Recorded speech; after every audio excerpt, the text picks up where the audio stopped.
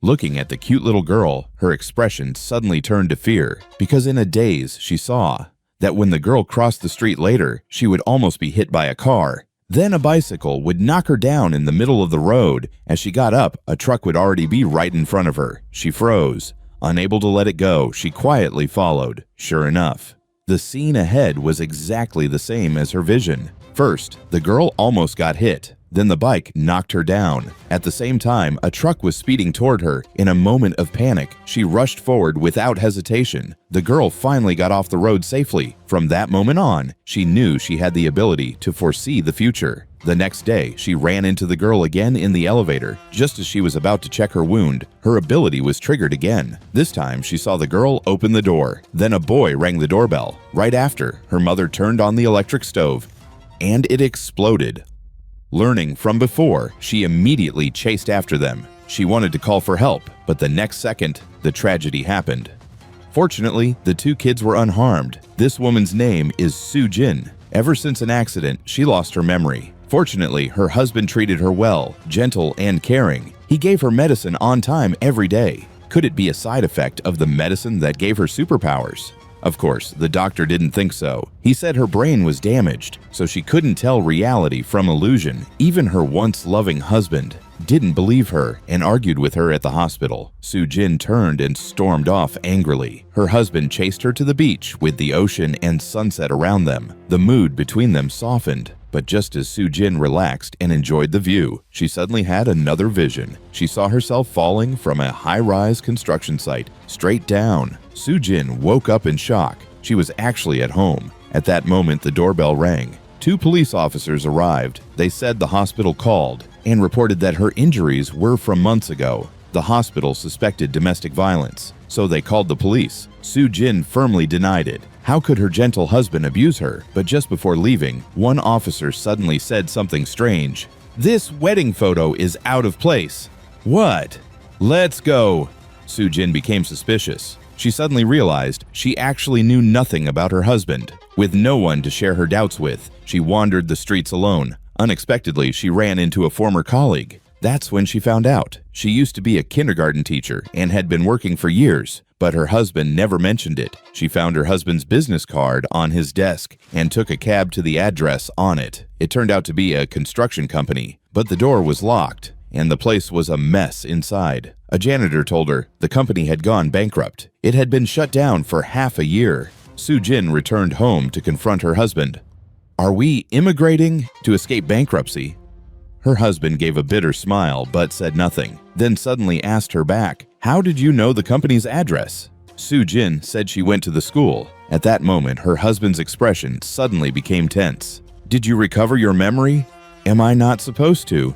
Who was she really? What secret was her husband hiding? Everything became more mysterious. And at that moment, a girl walked into the elevator. Soo Jin's supernatural power was triggered once again. The man assaulting her had a scar on his chin. She rushed over to warn the girl. "Don't go in. Something bad might happen," but the girl ignored her. She brushed past and went in. At the same time, a fierce-looking man appeared in front of her. On his chin was the same obvious scar.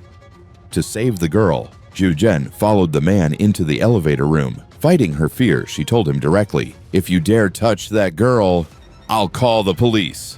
Who the hell are you?"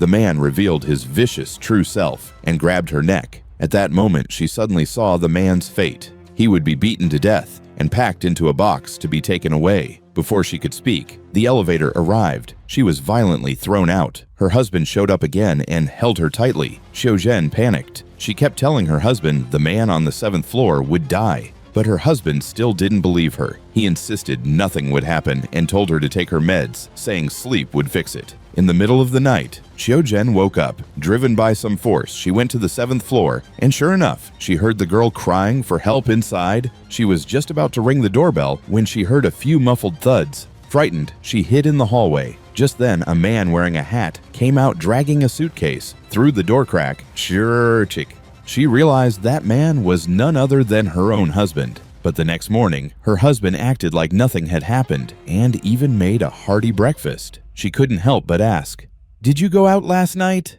"I was sleeping right next to you the whole time."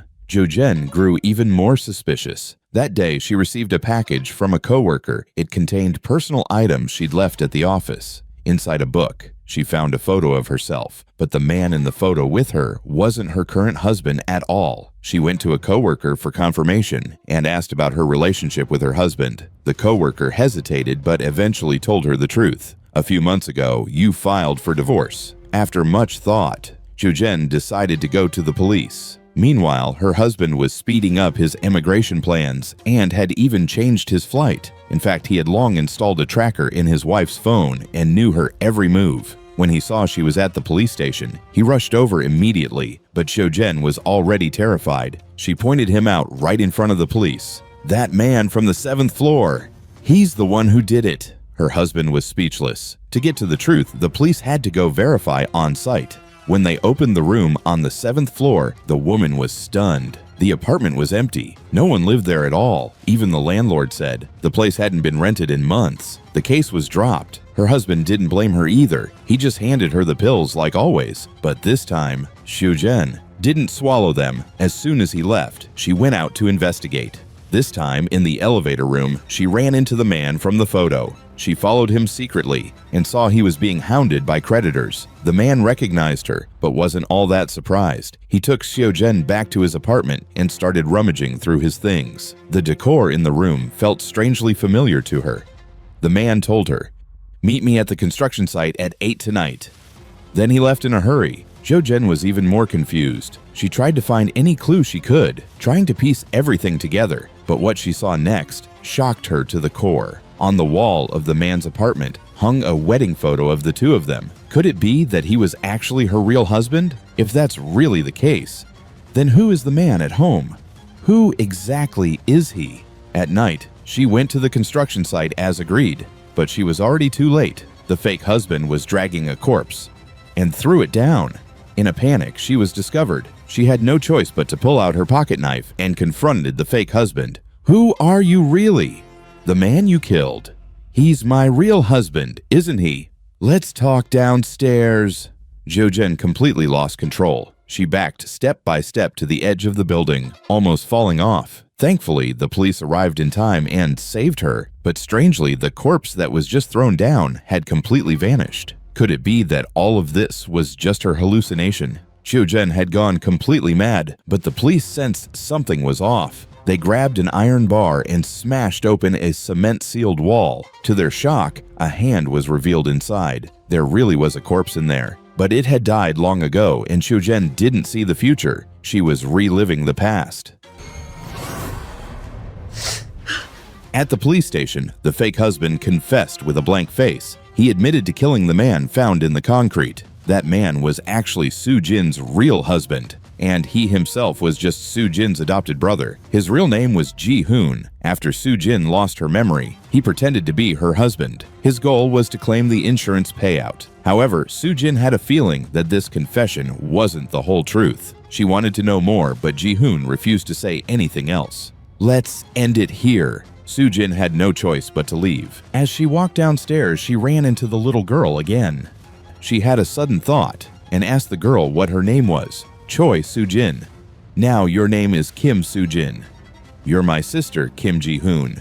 It turned out this little girl was her younger self. So who was the girl on the 7th floor? As expected, it was her teenage self. Back then, her adoptive father tried to assault her, but her brother Ji-hoon stepped in to protect her and accidentally killed the adoptive father. He had no choice but to bury the body secretly at night. At that moment, Soo-jin finally understood. She never had the ability to foresee the future. All of her visions were actually repressed memories. From that time on, she had always felt guilty toward her brother. She later married another man, but the marriage did not bring her happiness. Her husband had a bad temper and was deeply in debt. She asked for a divorce many times, but her husband kept refusing. Then one night, a loan shark arranged to meet him at a construction site. But in a fit of rage, he actually killed the loan shark and dumped him at the construction site, then poured cement over the body. Soo-jin witnessed the entire scene, from beginning to end. Afraid she would call the police, her husband beat her violently. In self-defense, Soo-jin struck him with a bat. He stopped breathing. Terrified, she called her brother Ji-hoon, comforted her, then threw the man's body into the cement as well.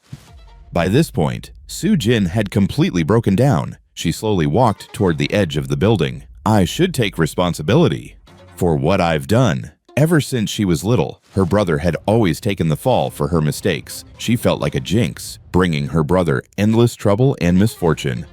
At last, ignoring his pleas, she jumped off the building.